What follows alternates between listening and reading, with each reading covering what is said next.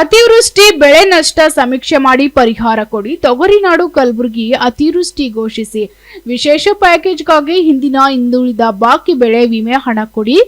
ಬೆಂಬಲ ಬೆಲೆ ಎಂಪಿಎಸ್ ಕಾನೂನು ಜಾರಿಗಾಗಿ ದಿನಾಂಕ 1/9/2025 ಜಿಲ್ಲಾಧಿಕಾರಿ ಕಚೇರಿ ಮುಂದೆ ಅಹೋರಾತ್ರಿ ಧರಣಿ ಸತ್ಯಾಗ್ರಹ ನಡೆಸಲು ತೀರ್ಮಾನಿಸಲಾಗಿದೆ ಅಂತ ಕರ್ನಾಟಕ ಪ್ರಾಂತ ರೈತ ಸಂಘ ಕರೆ ಕೊಟ್ಟಿದೆ. ಕಲಬುರಗಿ ಜಿಲ್ಲೆಯ ಆರ್ಥಿಕತೆ ನೆರಗಾಗುವುದೇ ತೊಗರಿ ಮೇಲೆ. ಬಂಪರ್ ಬೆಳೆ ಬಂದ್ರೆ ಮಾತ್ರ ಅನ್ನದಾತರ ಮೊಗದಲ್ಲಿ ಮಂದಹಾಸ ಕಾಣಲು ಸಾಧ್ಯ.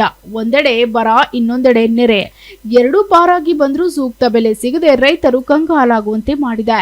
ಕಲಬುರಗಿ ಜಿಲ್ಲೆಯ ವಾಣಿಜ್ಯ ಬೆಳೆ ತೊಗರಿನಾಡಲ್ಲಿ ಮುಂಗಾರು ಬಿತ್ತನೆ ಮಾಡಿದ ರೈತರು ರೊಕ್ಕದ ಮಾಲು ಬೆಳೆಗಳು ತೊಗರಿ 59,550 ಹೆಕ್ಟೇರ್ ಹೆಸರು, 50,121 ಹೆಕ್ಟೇರ್ ಉದ್ದು, 30,890 ಹೆಕ್ಟೇರ್ ಸೋಯಾಬೀನ್, 2,34,040 ಹೆಕ್ಟೇರ್ ಹತ್ತಿ, 98,550 ಹೆಕ್ಟೇರ್ ಪ್ರದೇಶದಲ್ಲಿ ಬಿತ್ತನೆಯಾಗಿದೆ. ಭೂಮಿ ಬೀಜ ಭೂಮಿಗೆ ಹಾಕಿದ ರೈತರು ಒಳ್ಳೆ ರೀತಿಯಿಂದ ರೊಕ್ಕದ ಮಾಲು ಬಂಪರ್ ಬೆಳೆಯಲಾಗಿದೆ ಅಂತ ಖುಷಿ ಪಟ್ಟಿದ್ರು.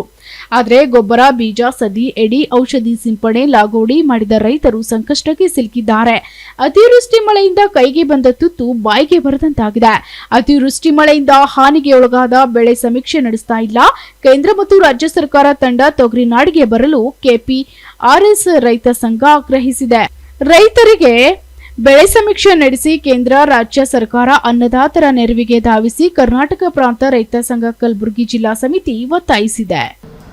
ಕರ್ನಾಟಕ ಪ್ರಾಂತ ರೈತ ಸಂಘ ಈಗ ಆಲ್ರೆಡಿ ಸುಮಾರು ದಿನಗಳಿಂದ ನಿರಂತರವಾಗಿ ಧಾರಾಕಾರವಾಗಿ ಸುರಿತಕ್ಕಂಥ ಮಳೆಯಿಂದ ರೈತರ ರೊಕ್ಕದ ಮಾಲು ನೀರು ಪಾಲಾಗೋಗಿದೆ, ಮಣ್ಣು ಪಾಲಾಗೋಗಿದೆ. ಕೈ ಬಂದ ತುತ್ತನ್ನು ಬಾಯಿಗೆ ಬರಲಾರದ ಪರಿಸ್ಥಿತಿಯನ್ನು ರೈತರು ಸಂಕಷ್ಟದಲ್ಲಿದ್ದಾರೆ. ಕಲಬುರಗಿ ಜಿಲ್ಲೆಯಲ್ಲಿ ಒಟ್ಟು ತೊಗರಿ 5,95,150 ಹೆಕ್ಟಾರ್ ಬಿತ್ತನೆಯಾಗಿದೆ. ಹೆಸರು 50,121 ಹೆಕ್ಟಾರ್ ಬಿತ್ತನೆಯಾಗಿದೆ. ಇದರಲ್ಲಿ ಉದ್ದು 30,890 ಹೆಕ್ಟಾರ್ ಬಿತ್ತನೆಯಾಗಿದೆ. Soybean 23,440 hectare ಬಿತ್ತನೆಯಾಗಿದೆ.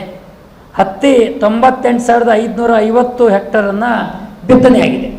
ಇಷ್ಟು ಬಿತ್ತನೆಯಾಗಿರ್ತಕ್ಕಂಥ ರೈತರು ಬೆಳೆಗಳನ್ನು, ರೈತರ ರೊಕ್ಕದ ಮಾಲು, ಇವು ರೈತರ ರೊಕ್ಕದ ಮಾಲು. ಇವತ್ತೇನಾಗಿದೆ ಪರಿಸ್ಥಿತಿ, ಯಾವುದೇ ಕಾರಣಕ್ಕೂ ಕೂಡ ಇಲ್ಲಿವರೆಗೂ ಕೂಡ ಬೆಳೆ ನಷ್ಟ ಬೆಳೆ ಸಮೀಕ್ಷೆಯನ್ನು ನಡೆಸಲಾರ್ದೇ ಬೇಜವಾಬ್ದಾರಿತನದಿಂದ ನಡ್ಕೊಳ್ತಕ್ಕಂಥ ನಮ್ಮನ್ನು ಆಳ್ತಕ್ಕಂಥ ಸರ್ಕಾರಗಳು ಮತ್ತು ಕೃಷಿ ಸಚಿವರು ಯಾವುದೇ ಕಾರಣಕ್ಕೂ ಕೂಡ ಮೊನ್ನೆ ಬೆಂಗಳೂರಲ್ಲಿ ಹೋದಾಗ ಮನವಿ ಪತ್ರ ಕೊಟ್ಟು ಅವ್ರಿಗೆ ಭೇಟಿ ಮಾಡಿ ಹೇಳಿದಾಗ ನಮ್ಮ ಕಲಬುರಗಿ ಜಿಲ್ಲಾ ತೊಗರಿಯ ನಾಡು, ಪಾವು ದಾನಿ ತೊಗರಿ ಬೆಳಿಲಾರಂಥ ಪರಿಸ್ಥಿತಿ ನಿರ್ಮಾಣ ಆಗಿದೆ. ದಯವಿಟ್ಟು ನೀವು ಸಮೀಕ್ಷೆಗೆ ಸಂಬಂಧಪಟ್ಟಂಗೆ ಬಂದೋಗ್ಬೇಕು, ತೊಗರಿ ನಾಡಿಗೆ ಭೇಟಿ ಕೊಡ್ಬೇಕು. ರೈತರ ಹೊಲಗಳಿಗೆ ಒಬ್ಬರು ಕೂಡ ಭೇಟಿ ಕೊಡ್ತಾ ಇಲ್ಲ ಅನ್ನೋಂಥ ಮಾತನ್ನು ಹೇಳಿದಾಗ ಸೆಷನ್ ಮುಗಿಲಿ ಬರ್ತೀನಿ ಅಂತ ಹೇಳಿದ್ರು. ಸೆಷನ್ ಮುಗಿದು ಇವತ್ತಿಗೆ 10-12 ದಿನಗಳಿದ್ರು ಕೂಡ ಒಬ್ಬರು ಕೂಡ ಹಣಿಕೆ ಹಾಕಲಾರಂಥ ಪರಿಸ್ಥಿತಿಯನ್ನು ನಿರ್ಮಾಣ ಆಗಿದೆ ನಮ್ಮಲ್ಲಿ ಗುಲ್ಬರ್ಗಾದಲ್ಲಿ. ನಮ್ಮ ಜಿಲ್ಲಾ ಉಸ್ತುವಾರಿ ಮಂತ್ರಿ ಅಂತೂ ಟೋಟಲಿನ ಯಾವ ರೈತರ ಹೊಲಕ್ಕೂ ಹೋಗಲಿಲ್ಲ, ನೋಡಲಿಲ್ಲ. ಎಲ್ಲಿನೂ ಕೂಡ ಕೃಷಿ ಸಚಿವರು ಕೂಡ ಎಲ್ಲಿಯೂ ನೋಡಲಿಲ್ಲ. ಹೀಗಾಗಿರೋ ರೈತರಂತೂ ತುಂಬ ಸಂಕಷ್ಟದಲ್ಲಿ ಪರದಾಡ್ತಕ್ಕಂಥ ಪರಿಸ್ಥಿತಿಯನ್ನು ಬಂದಿದೆ.